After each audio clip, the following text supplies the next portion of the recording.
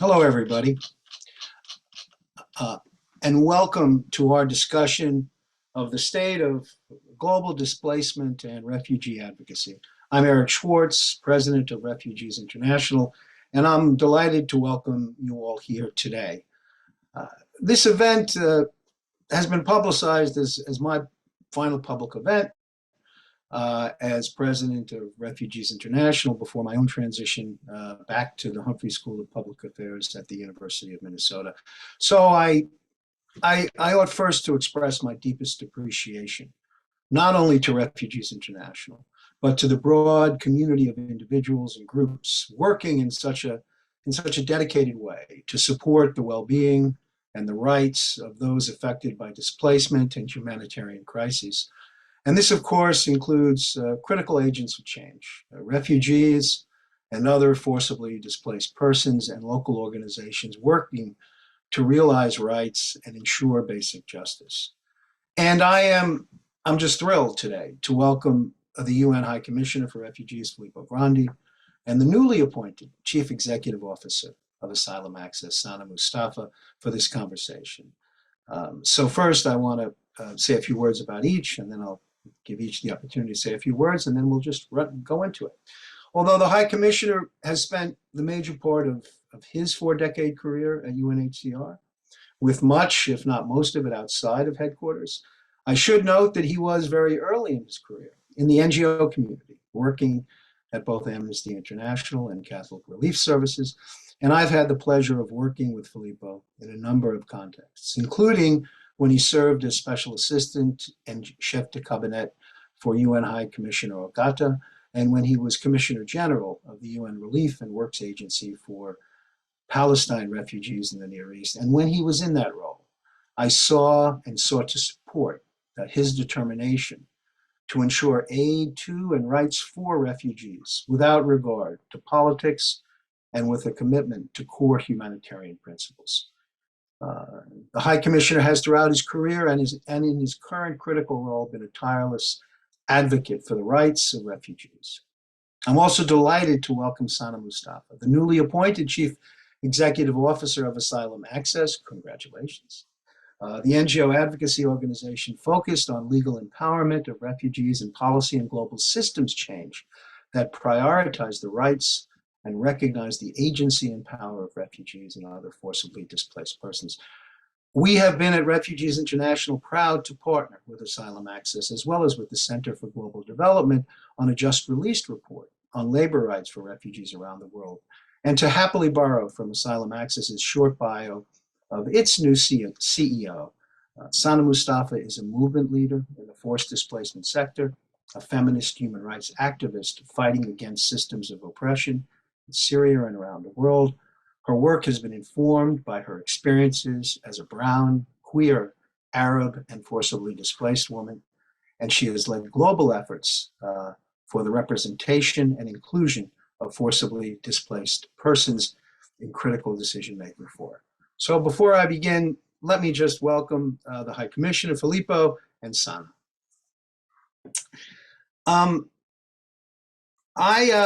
We only have an hour, and not only are there 4 questions on our agenda, but they are rather large ones. So we'll see how we do. But whether we get through 2, 3, or 4 of them, we will have a goal of getting to about 20 minutes of questions and answers. And I will first turn to Filippo and then to Sana on the broadest of questions, on the state of protection worldwide. It is undeniable that we see some positive signals from some governments on what might be called a refugee rights agenda. But there are also appeals to xenophobia, the externalization of asylum, and increasing numbers of displaced. So, Filippo, our first question is, how do you assess the state of refugee rights worldwide, and what do you regard as the most critical challenges? Filippo, the floor is yours. Thanks, Eric. And I realize we have all these questions and a very limited time, but I must use 10 seconds of my first slot to thank you very much, to say that I'm very honored to be part of your send off in a way. I thought that Sana and I should be questioning you rather than the other way around, because of all your fantastic experience. And I remember many, many years ago when you were in the White House, if I'm not mistaken, we had our first contacts. So much has changed since then, but you've been a constant point of reference for us in the aid community, in the refugee community. So this is also an opportunity, and I'm sure Sana will agree, to really wish you all the best as you move on or move back to academia, where we will still count on you for support and wise advice. So thank you very much. It's a great honor. And to your question, there's so much to be said because things, times are tough. But I would say the first, when I'm asked this question, please describe in a few minutes the displacement situation in the world. The first word that comes to mind is complexity. And it may be a little bit trite, a little bit obvious, but it is something that perhaps we have not reflected enough on.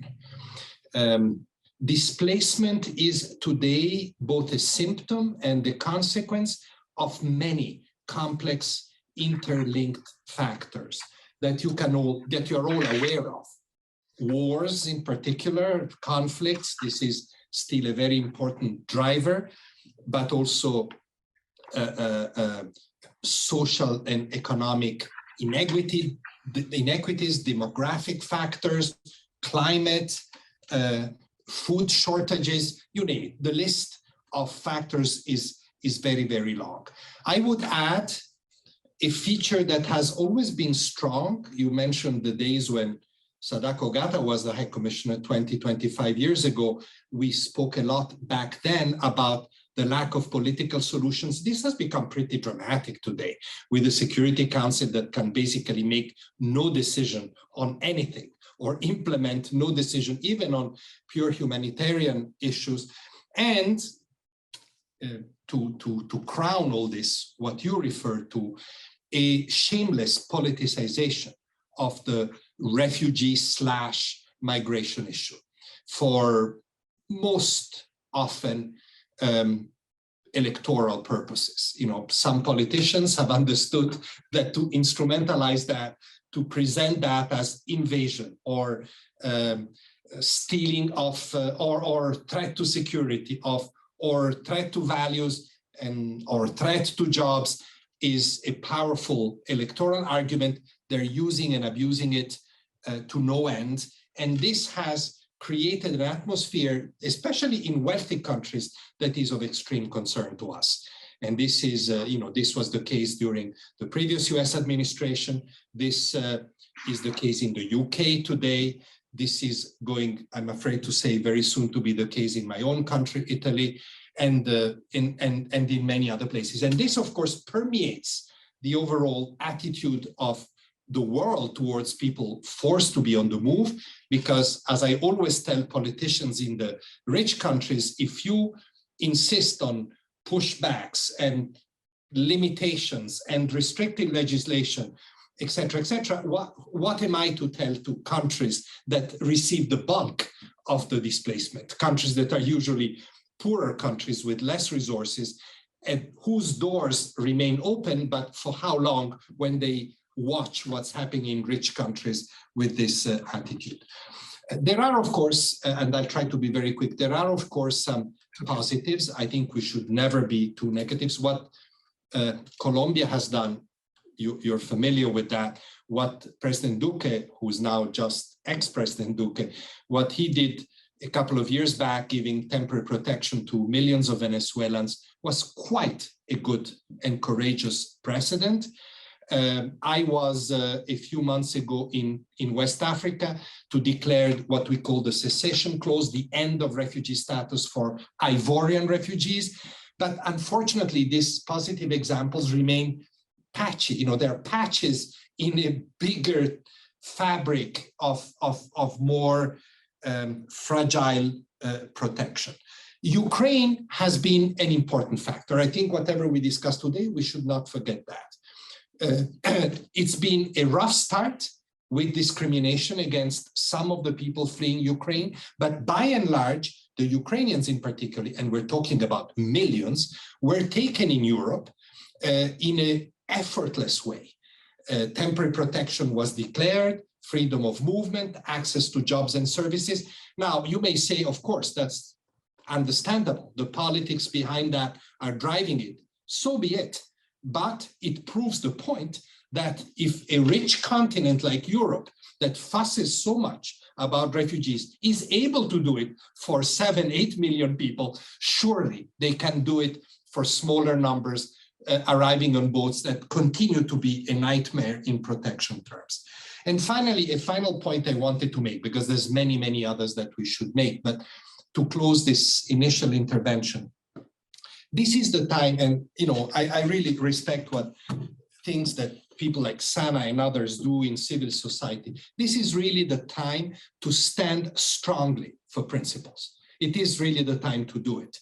But it is also the time to craft complex responses to these complex situations. What we did a few years back, establishing in the General Assembly 2 compacts, one on refugees and one on migration, because the 2 things are interrelated, and developing toolboxes for governments to deal in a just but pragmatic, effective manner with this phenomena, I think is the way to go. And that means opening up to new approaches. You mentioned, or we've mentioned many times, the importance of linking up with development institutions, thinking about the medium term, the long term, looking at more sophisticated ways to deal with mixed flows. That's the direction to go. And the 2 compacts, which some countries are looking at, others are ignoring, are really 2 good models of complex responses that are very much needed in this difficult environment. Thanks.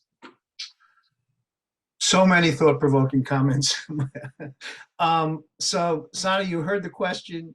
You heard the High Commissioner's response. Please, the floor is yours. And I'm going to have to try to figure out something to say when you finish, because there's so much out there.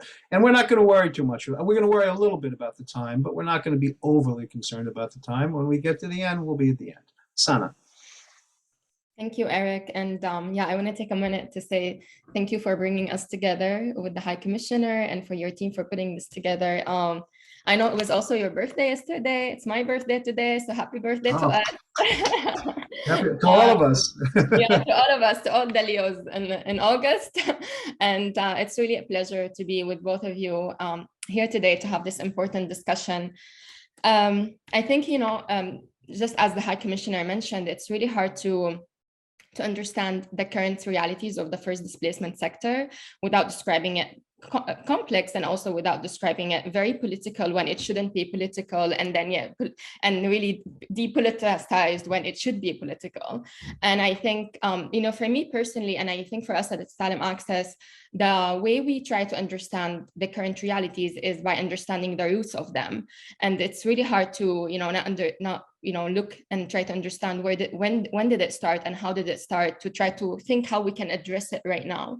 And whether it's in colonialism back in the days of how not even back in the days, but the relationship between government through the colonial history, and then its reflection on the creation of number of global institutions that were created to address global crises, but then looking into the creation of those global institutions, like the UN and like the World Bank and others, and being set out there for the good intentions to really with the good intentions to change the realities. I think at the end of the day, there are things that happen and continue to happen that unfortunately not changing much this reality. So I think, as the High Commissioner mentioned, whatever you try to do when the Security Council will veto everything, it's like you're working against each other. Your one body is working against each other. So it's really limiting, to say the least. And for us, as local and global organization, as a person of forced displacement, as communities, where we used to be completely on the receiving end of it. And I think this is where the time that clearly, the governments are not doing it, and multilateral institutions are limited by governments because it's, multi-governmental organizations. And so there is a big role for for civil society organization, for the people, for the citizens to act. And I think this is really what the positive side of what's happening right now is, that there's a global movement, I would say, that, communities, really affected communities, local communities and persons of forced displacement, trying to come together as much as possible to dismantle barriers for their ability to act and be included, but also really leading solutions towards addressing those current realities. And I would say, there are also global efforts. We will be talking about inclusion more. But at this moment, as the High Commissioner mentioned, Ukraine for us is a perfect example of when there's a will, things happen, things shift. And so I don't think it's also, for me, it's really problematic, or it's very difficult to mention Ukraine and without understanding why, and then without really surfacing how racist and biased the system is, the current politics are, the current governments are. And, as a Syrian, who's my family refugees in Europe and all over, it really, we were not received the same way at all, right? And it's important to highlight where this is coming from and how it's manifesting. And also then it's important to mention that there is a good example that things could change. Ukraine has provided the way Europe responded to Ukraine, which that's how it should be responding to all forced displacement crises. This is perfect example of like, yes, we're happy you're doing this. This is how it should happen for other refugees as well. So I think this moment, what's very important for me personally and for us in the movement, to not just, celebrate the moment and be like, yeah, when there's a political will, this is what happens, but also to acknowledge why it's not happening somewhere else. Because if we're not going to address the roots of our system, we're never going to be able to just like overpass the issue and be like, yeah, we just should welcome refugees. And I think hopefully we at Asylum Access and, with working with Refugee International and other partners, we are determined to continue to do everything in our effort to really address the roots and how they manifest, and to unify people in bringing, people forced displacement, local communities, governmental actors, UNHCR, donors, and all of those actors that really part of this ecosystem to come together, but to come together on a ground that acknowledge the past, acknowledge its manifestation in the present, and really based on equity and rights, so we can build holistic, equitable solution for refugees. Thank you for that. I'm going to make a reflection, and you've addressed so many different issues that I think I have the liberty of sort of deciding what I want to comment on, and then I'll give each of you a last word on this question with an understanding that we're already over time. I think we've got about 500 people, I think, or actually it says 209. Whatever the number is, I think a large number of them are of our participants are in the non-governmental community, are in the advocacy community. Even if they're with international organizations, they're playing an advocacy role. In my own career, I've had the opportunity to be in the human rights community, Human Rights Watch, other NGOs, worked in government, worked at the National Security Council. And I think the question that sort of keeps coming back to me as I listen to each of you is, what role for the advocacy community? Because I do think we have a critical obligation to sort of identify that lodestar, identify what needs to happen in principle, what the critical objectives have to be. But at the same time, we have to be in a position to move the ball forward, and be in circumstances and situations where, half a loaf may be, better, or even crumbs may be better than, advocating for an outcome that is not achievable. And for me, the formative experience there was, and now I'm going to, age myself, is in 1994. When there was unrest in Haiti, and the non-governmental community, if I remember correctly, and I think I do remember correctly, came to the transition team and advocated not for resettlement of Haitians, but advocated for a safe haven in which Haitians who were fleeing the Cedros regime would be have the opportunity to get safety at, of all places, Guantanamo Bay, until such time as the conflict abated. And then there would be some degree of processing of those who merited, protection and resettlement, and return of others. I'm sure that was debate, and that ultimately was the recommendation, the NGO recommendation that the Clinton administration accepted. And it probably was not the ideal. And I can give you other examples much more recently, some of the reporting we're doing. But I won't waste anyone's time. But so the fundamental question for me as an advocate, both within and outside of government, is how and where to determine the role that you're going to play. And I think, I think you've got to, well, rather than come to a conclusion, I'm going to make this point and give each of you the opportunity to comment on it, and then we'll move on. Why don't I start with the High Commissioner again, and then we'll go back to Sana. Or not. I mean, you don't have to comment on it. No, sure. If it's my turn to speak, Absolutely. Just to say, Eric and Sana, this is such an important point. And here, I hope I don't come across in any way as defensive, because that's not really my style. You see, civil society has a very fundamental role in advocacy, also because institutions like mine that deal with very important humanitarian and human rights issues, and which do have also an advocacy role, have limitations in that respect.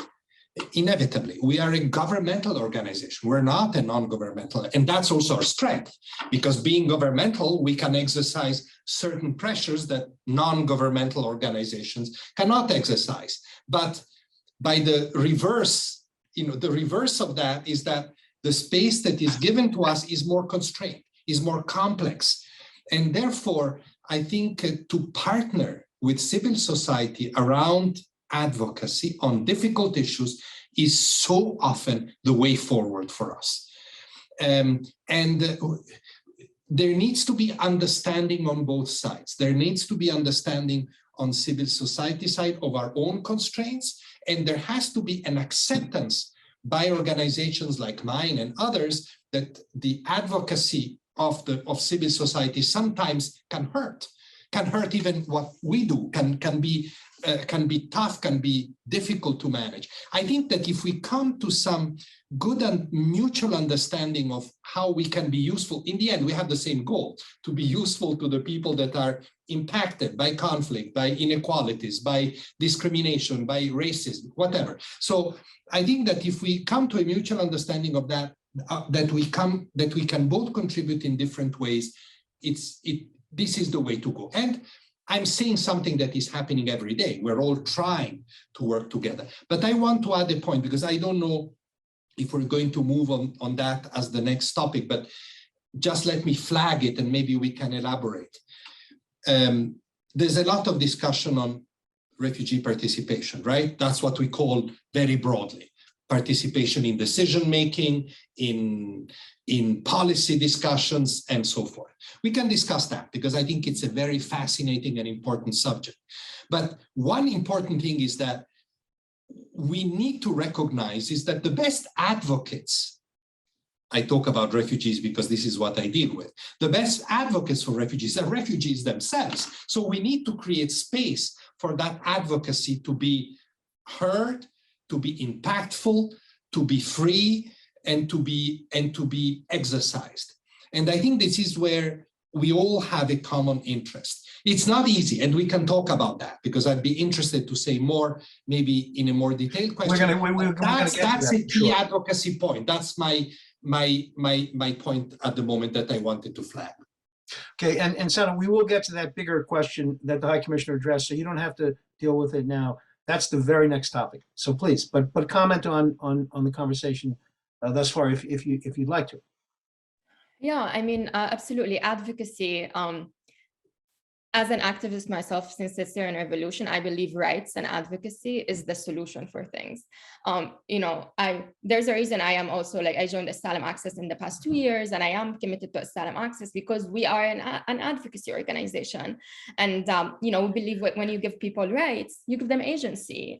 So I personally don't work, on food and shelter because this does not address solution. When I came to the US and I had, as a refugee and I had no work permit, I did house cleaning until I got my work permit that enabled me to go to school and to secure a job and to become a CEO of an organization. And so absolutely advocating for rights and advocacy is foundational to address global crises, especially forced displacement issue.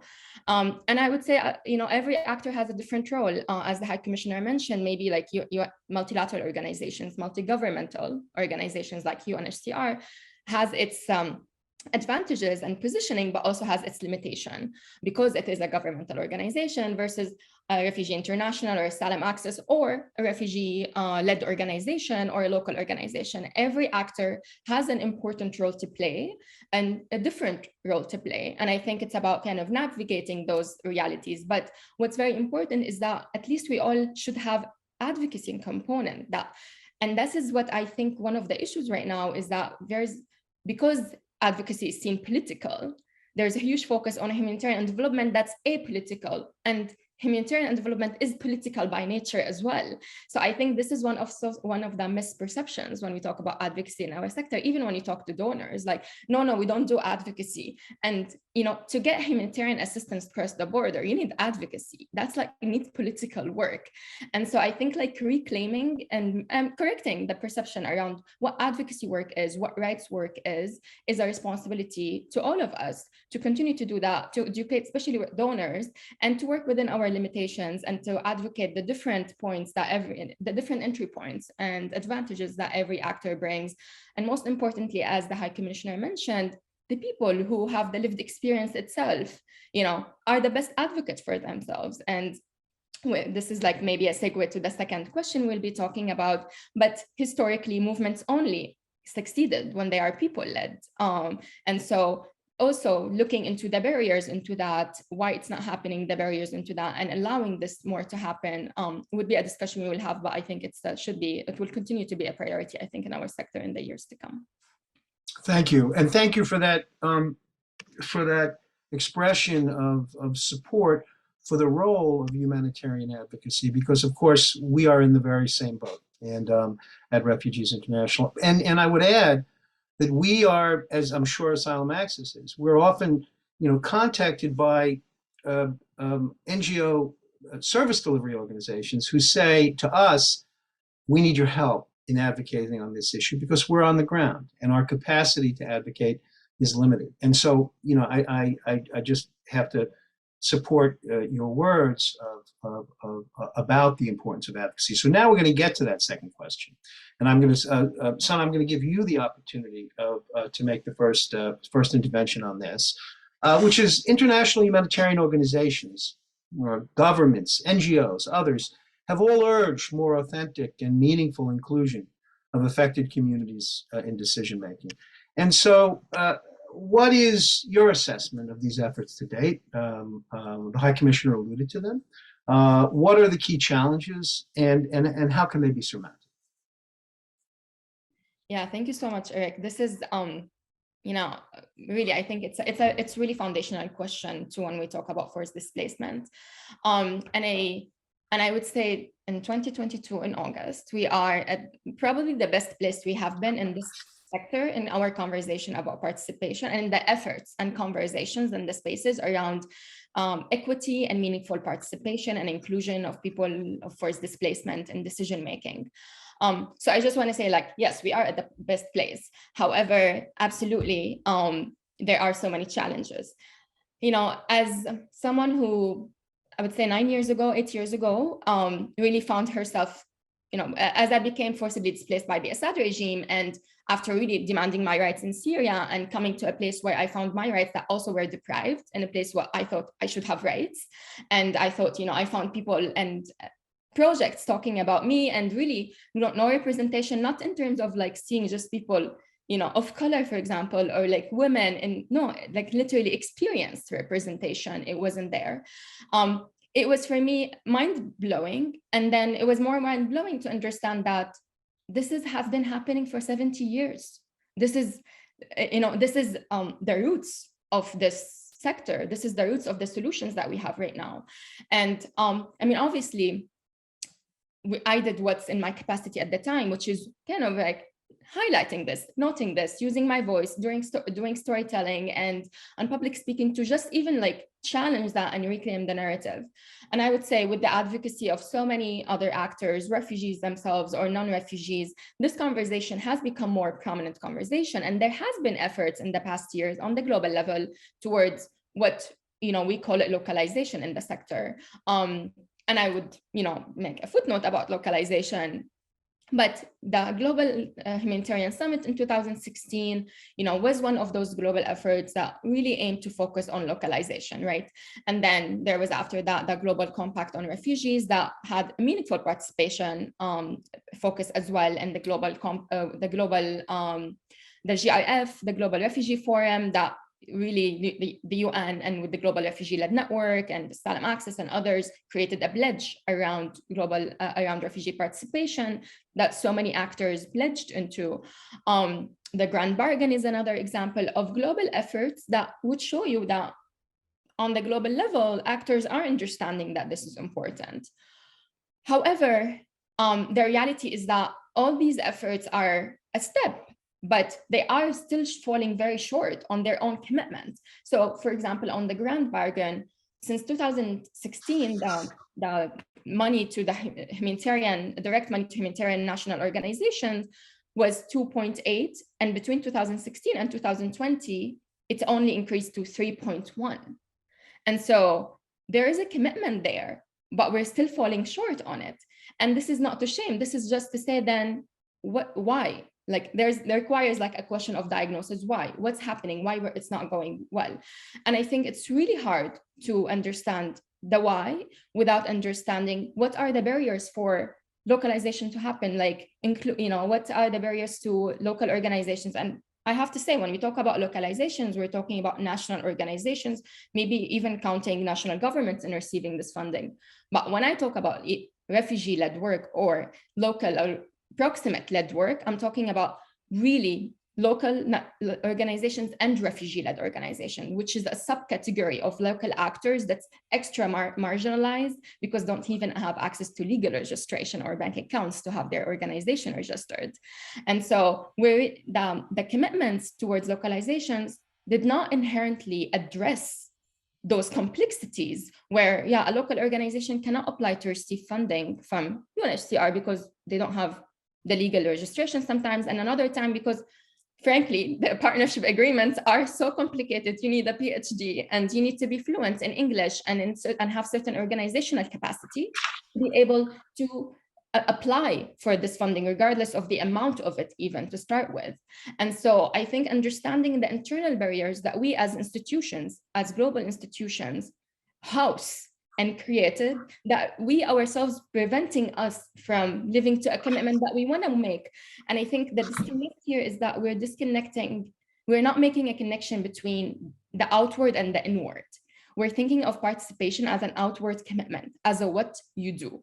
But I think the way I would encourage all of us to think of participation as first, actually, an equity as an inward commitment that requires an internal look into your own institution and organization and diagnosis of what's happening. First, who with the who in your organization as well. How is your organization actually living up to equity and participation and meaningful inclusion? And then looking at the how you're doing it. I mean, are you doing it in a way you're still perpetuating power dynamics? Are you doing it in a way where you're still perpetuating white dominant professional culture legacies? How are you doing it in a way that's culturally intelligent and fluent and really proximate to people? Those are all the questions that everyone wants to skip. And I think this is one of the reasons that everyone wants to be like, we made the commitment a pledge, but no one wants to address the how and the why and the who. And I think taking a step back to understand, well, maybe if I change, I'll give you an example, hiring in Asylum Access, we are on a journey to realize refugee leadership.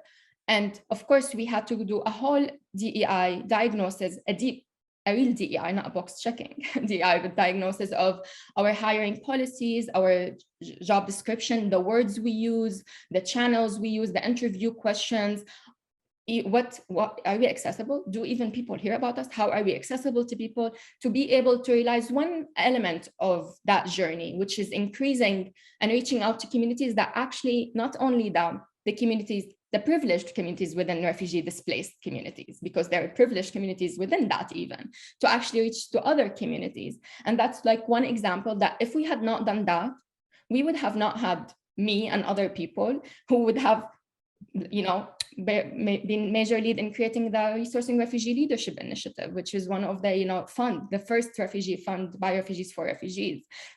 So that what became organic, because internally who we are and how we do things is living up to those values. And I think this is why the disconnect between the commitments and the achievements in the sector. And those are the challenges that these are, I have to say, these are big questions and difficult conversations. We're talking about racism and equity and conversations that are really sensitive in this point in time. However, in 2022, you know, with Black Lives Matter, Indigenous rights movements, women rights movement, LGBT, if we are not in our sector connecting that and also realizing, you know, the shortages in our own ecosystem, then we are going to be left behind, and we will continue another 70 years, you know, without solutions, not band-aids for people of forced displacement.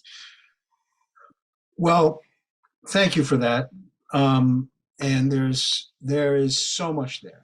And it really all has to do with, you know, translating rhetoric into reality. And you've raised so many provocative and critically important points, which I want to comment on as well. But I really want to give the High Commissioner the opportunity to comment on this really very critical set of issues. Filippo?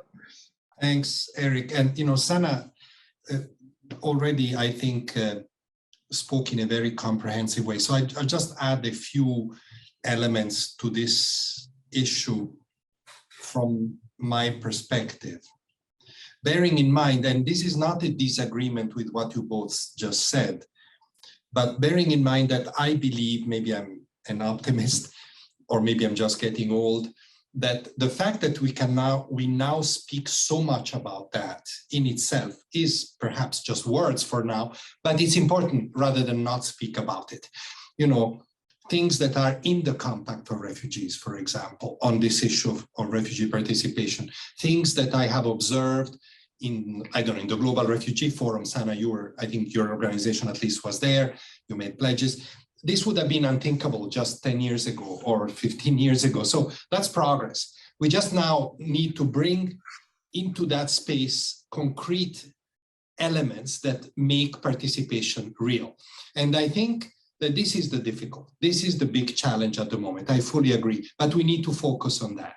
I was thinking, what are really the main challenges? I would say there's many, but three in particular. One you alluded to, Sana, is the resource part, because it is very difficult to ensure that refugee-led organizations and other truly local organizations are adequately resourced, because they don't have, you know, registration, you mentioned, access, trust by donors. And you're quite right to point to the little progress made by the commitments at the Istanbul, at the, what is it called, Grand Bargain, and you know, the humanitarian summit.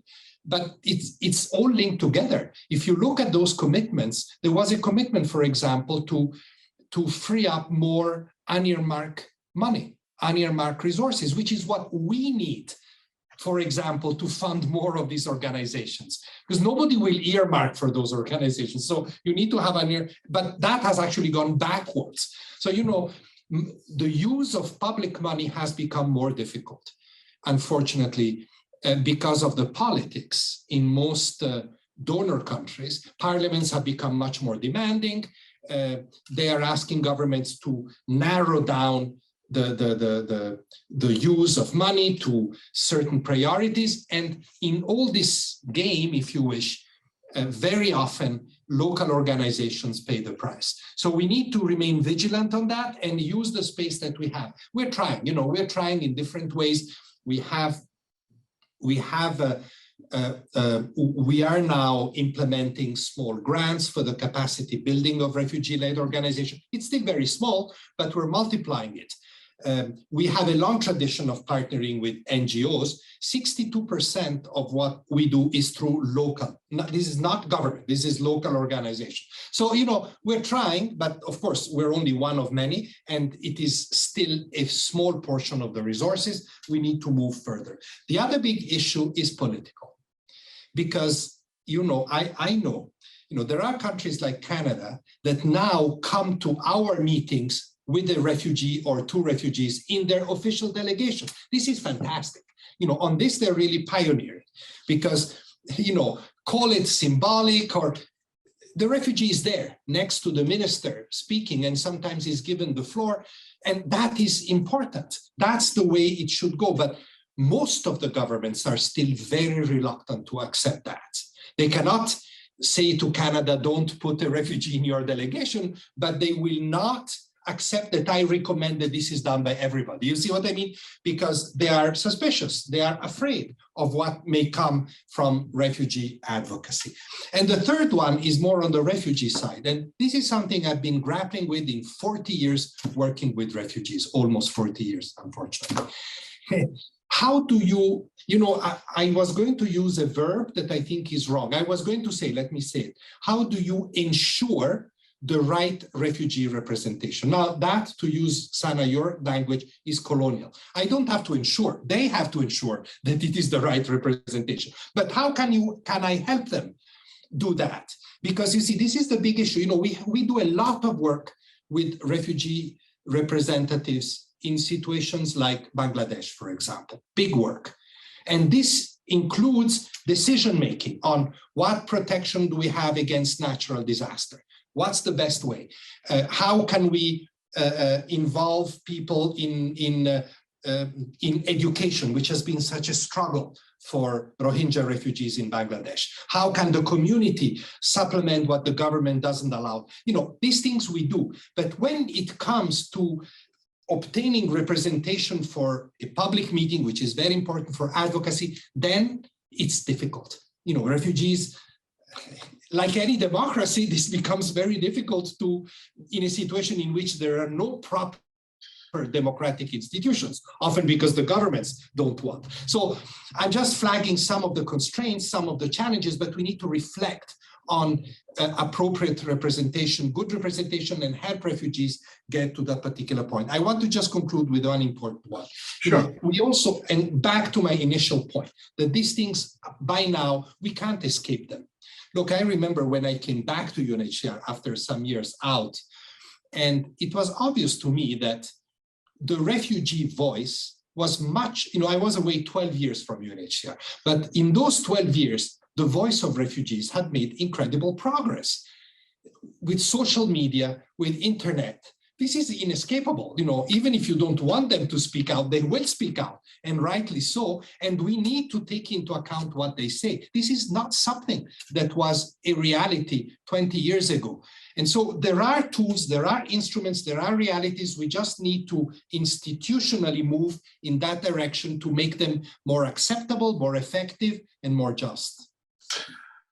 I'm just going to make two comments. What a rich exchange. I'm so happy to have been part of this exchange. And I'll just make 2 points. And by the way, let me just also say, I think folks who have questions can put them in the chat, because I think we're going to move to questions right after this. We only have about 15 minutes left. And what will happen is I'm going to get on my phone some of these questions, and I'll put them to our guests. I'll just have 2 comments. Number one, this set of issues, and it's a set of issues, whether it's how we determine who we are as non-governmental organizations, and how we model issues of diversity, equity, inclusion, and belonging, and how that really is reflected in our processes. whether it's what we say in the non-governmental community, especially in non-governmental organizations in rich countries, what we say about partnership and inclusion and authentic engagement with affected communities, how we translate that rhetoric into reality is so critical. I will tell you that there isn't a conversation that we have on program-related issues at Refugees International where this issue has not become an overwhelming concern. And it is certainly part of our efforts and part of how we are defining ourselves as an organization. So my point is that I think the non-governmental community has a role in terms of modeling how we operate, modeling behavior for governments and international organizations here. I think we have a very important role. The second point I'd make is, a much more practical one.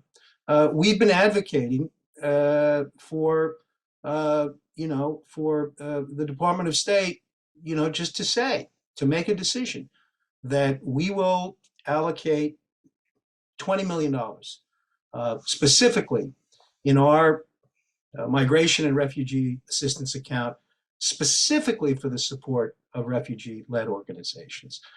We haven't gotten significant traction with the appropriations in the appropriations process, but nothing prevents the Assistant Secretary at PRM for directing the Bureau to do this. Now, there are all kinds of reasons not to do it. How do we define a refugee-led organization? It's too complicated. How do we deal with approval processes? But if you make the decision and you say, this is our policy, this is what we're going to do, then somehow it gets done. So I think that kind of signal from the administration, from the U.S. government, would be very valuable and very powerful, and they would figure out it would be figured out how to get it done once a high-level decision is made to do it. So if any of our guests happen to be working in the U.S. government, I hope you'll give this some thought. Let me see whether we have any questions. If we don't, there's plenty to talk about. Let me just check. Let me just go into the chat. Let's just see. I apologize because we've got. No worries. Actually, I would like please comment. Yeah. Yeah. No, thank you both for these comments, and I would love. I think I'd love to follow up with the High Commissioner. You've mentioned. You've talked about absolutely acknowledging the existing efforts and having space for these conversations is really remarkable considering that we didn't have it. But I would say also that is like how low the bar is. But I'm glad we have the space for the conversations. But maybe you can, I would love to hear, like when you shared with us, you shared about the pledges and you shared about the money restrictions. And maybe if you can share with us a bit more about what UNHCR is doing internally, like we talked about the outwarding piece, and I would love to hear from you, like what's happening internally for UNHCR to realize more equity in refugee leadership.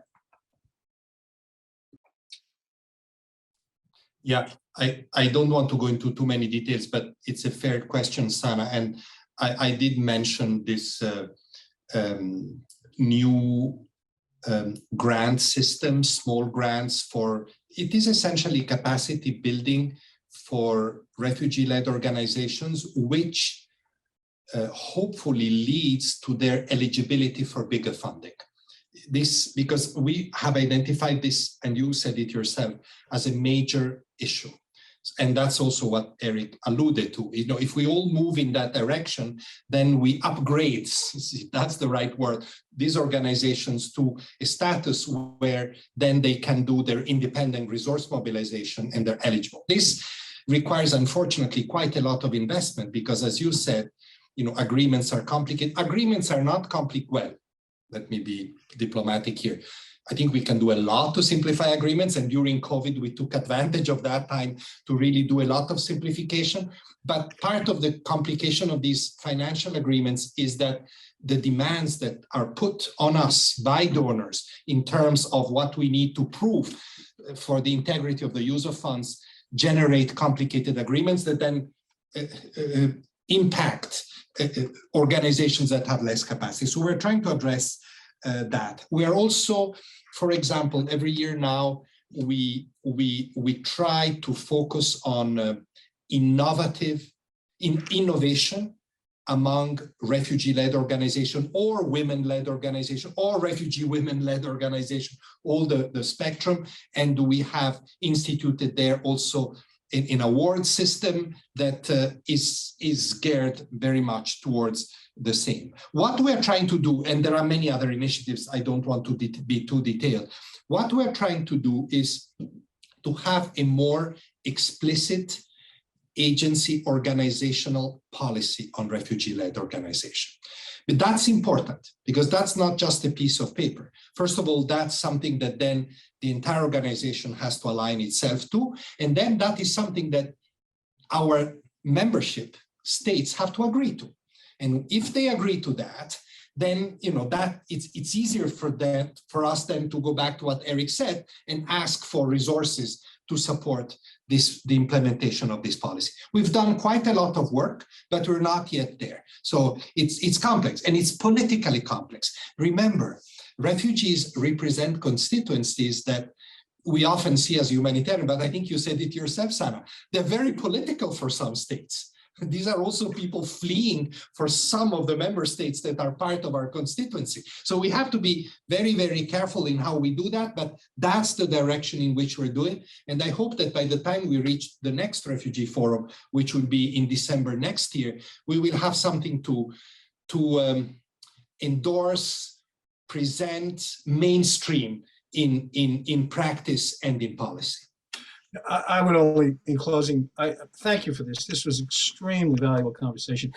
I would just go back to what I said before. I don't know why, the Department of State just doesn't say, we are going to allocate this amount of money for support of refugee-led organizations. And then you will see a policy process that will get to achieve the outcome that the leadership identifies. No reason it can't be done. And so I would hope that the administration moves forward on that kind of idea.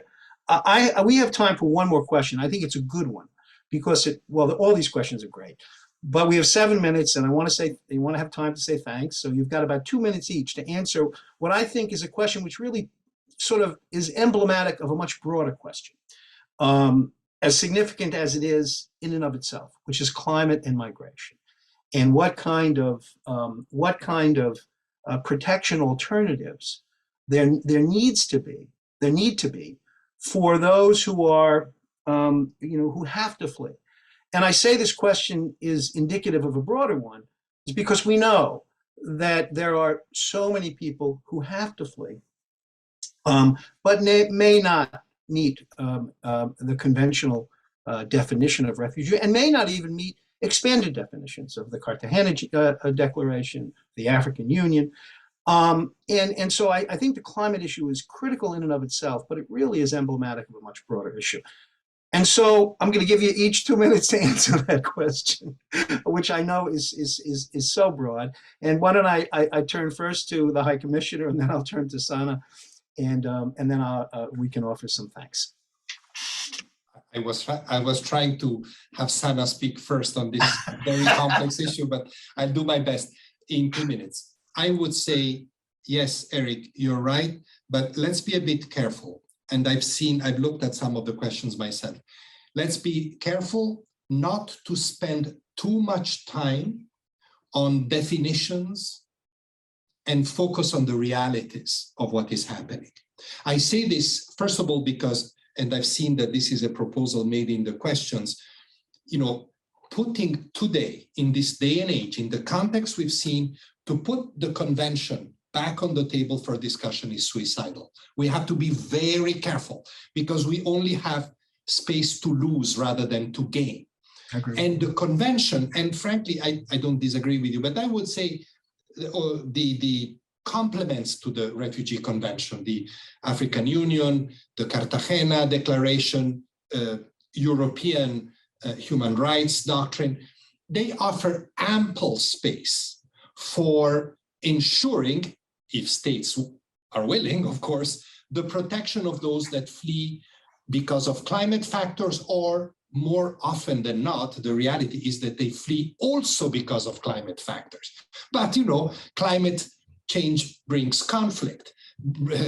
Climate change is badly managed or addressed because of bad governance and lack of human rights. So everything is quite interconnected. It's part of the complexity that I've spoken to. This is why we have chosen, rather than to fight a legal battle to define climate refugees, you know, we are often encouraged to do that. We're saying, let's see what protection challenges climate change generates, and what are the practical consequences for people. You know, we estimate that, I can't remember the figure, 80, 85, 90% of the refugees and displaced are in live already in climate fragile context. Whether they're chased out by climate or not, they are part of that new reality. So working on adaptation, working on responses, working on mitigation is all part of the protection work that we're doing in that context. So,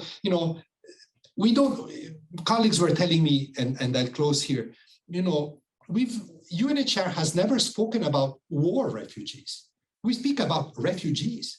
So, and that's quite encompassing if we do it properly. But it's the practical impact that we need to look at, and the complex responses I've spoken about are really the direction in which we need to move in addressing this important issue of our times. Thank you for that. Sana? Yeah. Yeah, as much as I am also like for less labeling and definitions, but I think the reality is we cannot not to. The system needs it, and the system is built on labeling and definitions. And so I think what we can do, I mean, first, I think as an organization, as all ourselves, we should think about how are we contributing to climate change, and how are we, like, in our operations and who we are, taking a step to counter, to prevent, because not to deal with, or at this point we're dealing with, but preventing and dealing with climate change from our organizations first. And then secondly, on what we do, I think as much as I would agree that I would love, again, for no definitions, but the definitions do matter, and then the system operates on definitions. And so I do think, which is regardless of climate refugees, we do need a revisiting of the definitions of the you know, the convention around defining refugees and what that entails. And I would say, you know, labeling, unfortunately, like economic migrants, it's such a labeling that, you know, the purpose of it to not allow people to claim a refugee status because they are economic. And yet I would say climate, economic, at the end of the day, we're all actually fleeing persecution. We're all forcibly displaced. And if you look into the roots of the economic crises, are actually mostly especially if we talk about Africa and the continent of people fleeing to Europe, you know, these are countries that lived in colonization for decades, and this is political. Actually, they are political refugees, and climate the same. How can we separate climate from wars, from the political, you know, interventions, from capitalism? So the roots of all these displacements are actually political, but we all, you know, the system wants us to deal with them as apolitical, to not allow people to have access to a certain category. So I think their work needs to be done on highlighting how they're political they are, and also expanding the category, because this is what we're dealing with. So I would say that. My comment, thank you, Sana. My comment, I think, sort of typifies much of what we've been talking about, which is the practical and the ideal. And what I'm going to say is I agree with both of you. And I would have sympathy for Filippo's practical comment about the convention and an international forum to reconsider the convention. I think the argument that could have nothing but a bad outcome is pretty powerful. At the same time, I agree with Sana that if we are looking to expand protection, we have to expand the legal infrastructure, the legal structure for protection. And in a certain way, you know, I think my reaction sort of typifies the conversation we've been having, which is how to marry the practical and the ideal in the world in which we live. So I'm really delighted by both of your comments. I also I want to give you each a last word, and then I will say a final word.